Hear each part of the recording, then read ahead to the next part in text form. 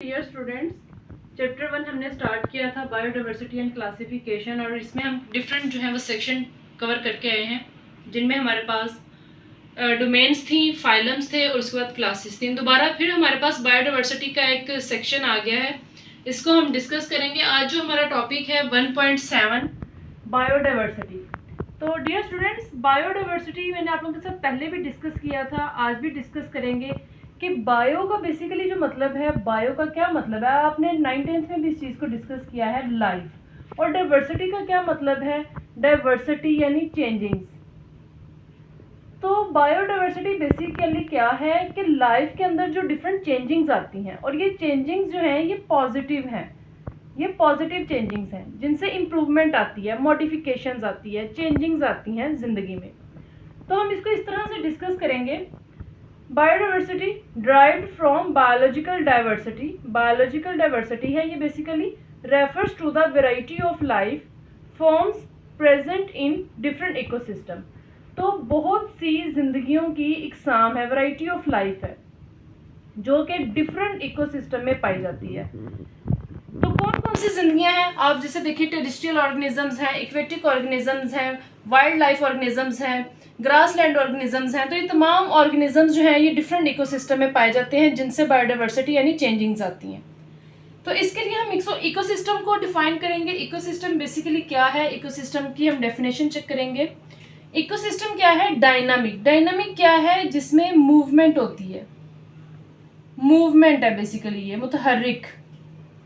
तो dynamic and interactive system है composed of living organisms and their physical environment.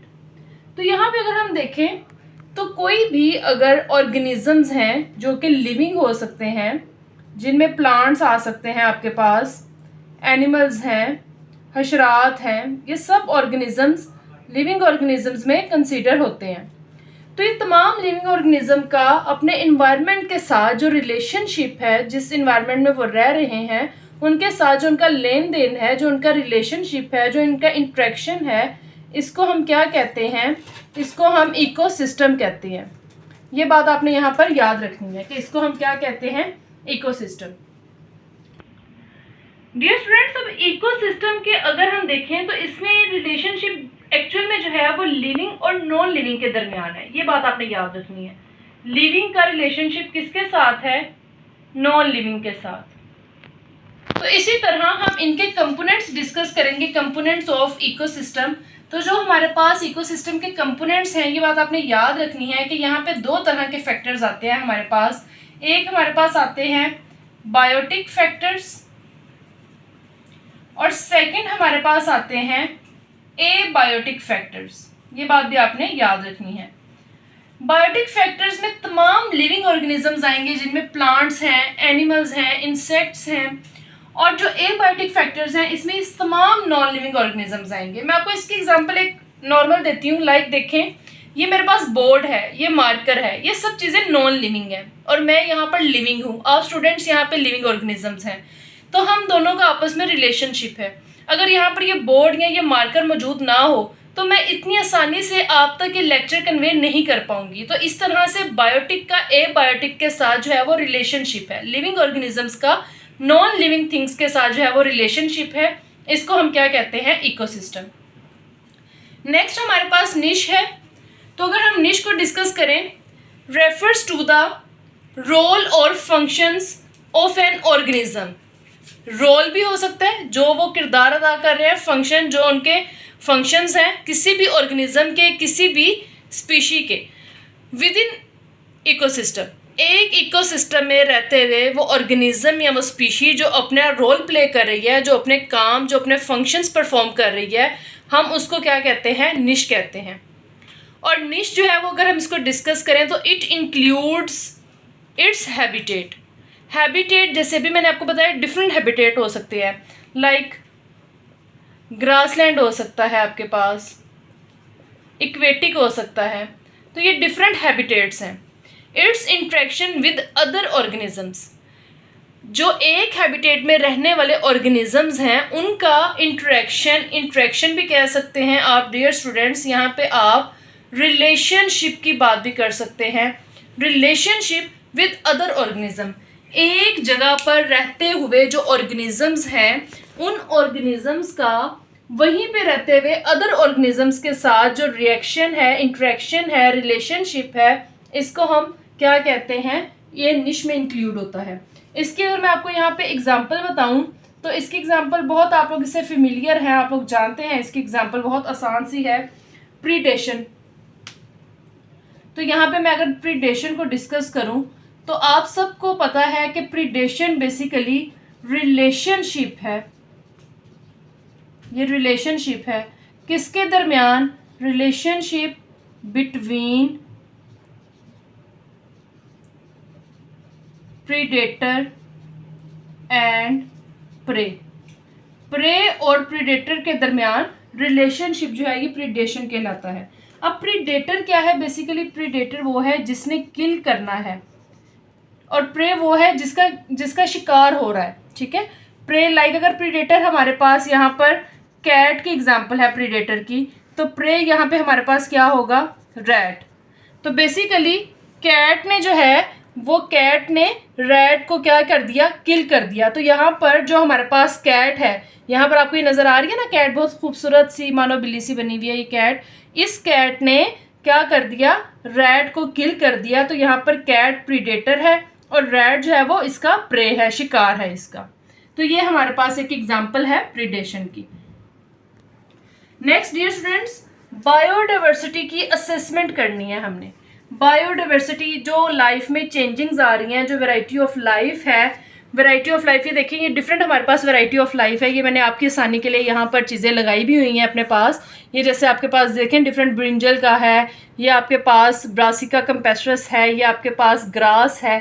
तो ये डिफरेंट हमारे पास प्लांट्स हैं। नीचे अगर आप देखें तो यहाँ पे हमारे पास एनिमल्स हैं। तो बेसिकली ये एनिमल्स, प्लांट्स, आगे आप देखें ये बर्ड्स हैं हमारे पास। बर्ड्स के साथ ये हमारे पास ह्यूमन बींग्स के जो हैं वो पार्ट्स ऑफ ऑर्गन्स हैं, ह्यूमन बींग्स हैं। तो ये सब चीज़ें जो हैं वो मिलके एक इकोसिस्टम बना रही हैं।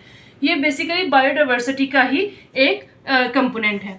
तो बायोडाइवर्सिटी की जब हम असेसमेंट करते हैं तो आपने इस बात का ख्याल रखना है कि इनके जो लेवल्स हैं वो 3 लेवल हैं।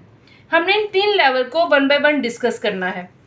हम इसको देखें, it includes multiple levels. Multiple levels में भी मैंने आपको बताया 3 तरह के लेवल्स आएंगे, each providing unique insight of life. हर जो फैक्टर है या हर लेवल है वो बहुत यूनिक बिहेवियर रखता है, वो बहुत यूनिक प्रॉपर्टीज़ रखता है। सबसे पहले डियर स्टूडेंट्स हम इसमें डिस्कस करेंगे स्पीशी लेवल।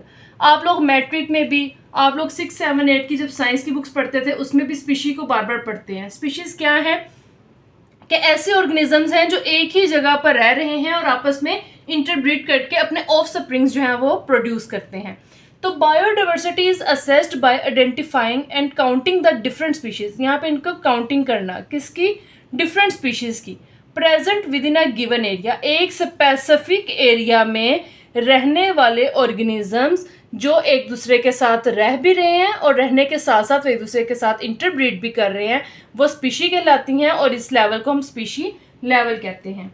तो यहाँ पर अगर हम इनकी स्पीशी डाइवर्सिटी देखें तो ये इंक्लूडेड है in number of species and relative abundance, कि वहाँ पे इनकी कितनी क्वांटिटी है, कितनी इनकी अमाउंट है यहाँ पे मौजूद। इसी को काउंटिंग का वर्ड जो है वो डिस्क्राइब कर रहे हैं यहाँ पर। नेक्स्ट हमारे पास है जेनेटिक लेवल। जेनेटिक में जाहिर है जेनेटिक्स की बात कर रहे हैं तो इसमें हम जीन्स की बात करेंगे। वैरायटी ऑफ जेनेटिक इन्फॉर्मेशन यानी जीन्स की जो इन्फॉर्मेशन है वो कंटेन करता है with in all individual organisms of species. तो इसमें अगर हम इसकी देखें तो ये क्रूशियल है फॉर अडेप्टेशन। यहाँ पे हम लिख भी लेते हैं क्रूशियल, यानी कि बहुत इम्पोर्टेंट अहम चीज़ है for adaptations and survival of species।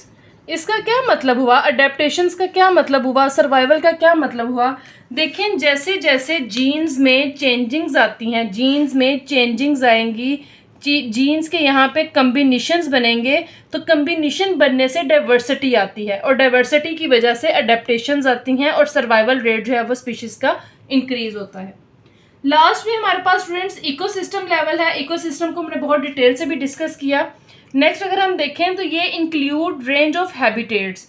Include of range of habitats का क्या मतलब है कि जितने हैबिटेट्स हैं, कौन कौन सा हैबिटेट हो सकता है हमारे पास। यहाँ पे अगर हम डिस्कस करें, हमारे पास फॉरेस्ट है, ठीक है, हमारे पास ग्रास लैंड है, हमारे पास इक्वेटिक है, तो ये सारे हमारे पास हैबिटेट हैं।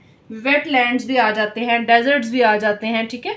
तो ये हमारे पास हैबिटेट्स हैं, मस्कन है, ऑर्गेनिजम्स के मस्कन, जहाँ पे वो रिहाइश पजीर है, जहाँ पे वो सर्वाइव कर रहे हैं। तो हमने यहाँ पे देखना है कि हाउ डिफरेंट इकोसिस्टम फंक्शंस, तमाम जो ऑर्गेनिजम्स हैं जो इकोसिस्टम में रहते हैं, उन इकोसिस्टम के फंक्शंस क्या हैं और वो किस तरह से इकोलॉजिकली हेल्थ के लिए कंट्रीब्यूट कर रहे हैं। तो ये हमारे पास इकोसिस्टम लेवल है। तो डियर स्टूडेंट्स, ये आज हमने जो डिस्कस किया बायोडाइवर्सिटी डिस्कस की, बायोडाइवर्सिटी के साथ हमने इकोसिस्टम और निश, ये डेफिनेशंस बहुत इंपॉर्टेंट है, एज अ शॉर्ट क्वेश्चन भी आपको आ सकती हैं। इसके साथ हमने बायोडाइवर्सिटी असेसमेंट लेवल्स डिस्कस किए, जिनमें स्पीशीज लेवल था, जेनेटिक और इकोसिस्टम लेवल था।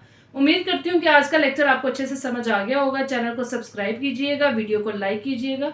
कोई भी क्वेश्चन हो कमेंट सेक्शन में ज़रूर पूछिएगा। अपना ख्याल रखिएगा। Stay connected. अल्लाह हाफिज़।